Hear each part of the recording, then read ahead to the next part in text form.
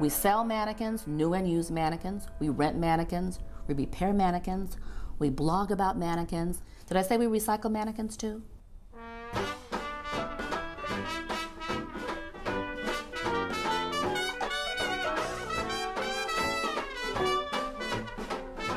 Come on in. It's Mannequin Madness. Oh, wow.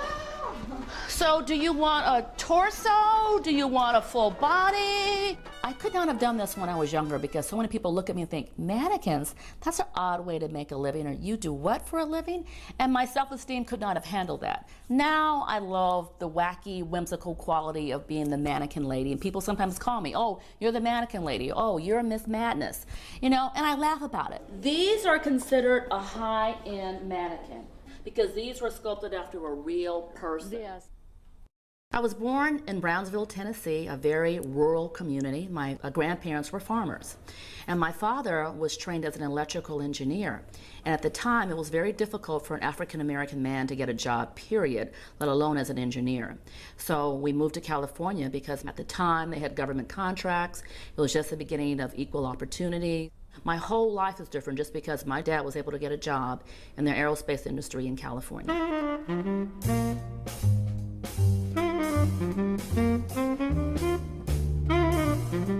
So I worked for Johnson & Johnson for almost 10 years. I felt a little stifled. There was a part of me that was always much more creative than what the corporate world allowed. You know, I liked wearing bright colors, I much more was expressive. I always wanted to do something creative, I wasn't quite sure what.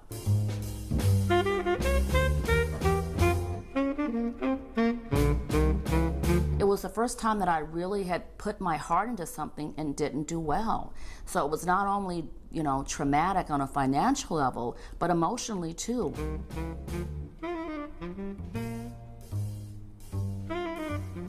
I was only about 35 employees. I had never worked for a company that small.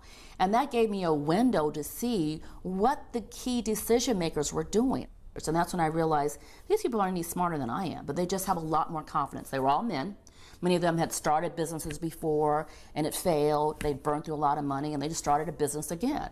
It gave me the confidence to get back on the saddle again.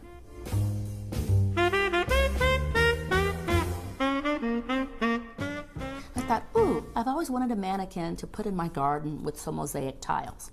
And I was overwhelmed. He had about 50 mannequins. And he says, now that I'm leaving the state, there won't be a place to rent a mannequin in the Bay Area. I had one of those Oprah aha moments. I thought, wow, the Bay Area is such a creative place.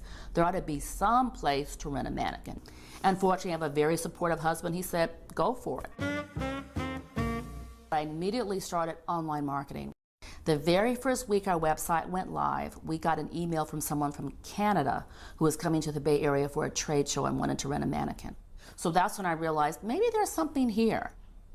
We started asking the stores, if you have mannequins to get rid of, let us know. And in 6 months period of time, our inventory went from 50 to 500 mannequins.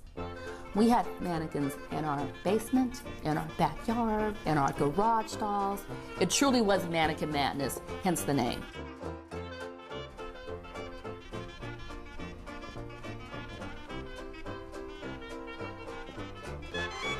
Here's why I like this. First of all, it has metallic arms, but more importantly, this one, if you drop it, it doesn't crack.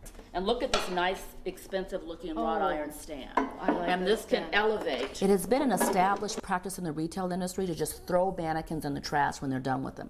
Well, mannequins are big, bulky, and they're made out of materials that do not biodegrade.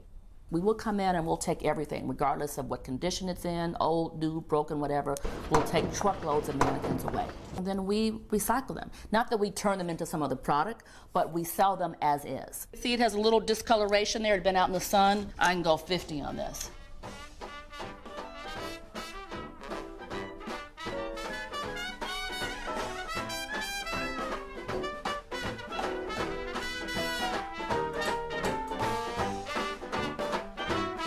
My goal is to be $1 million a year business, primarily because most women businesses, and particularly most minority women business owners, don't ever get to that target.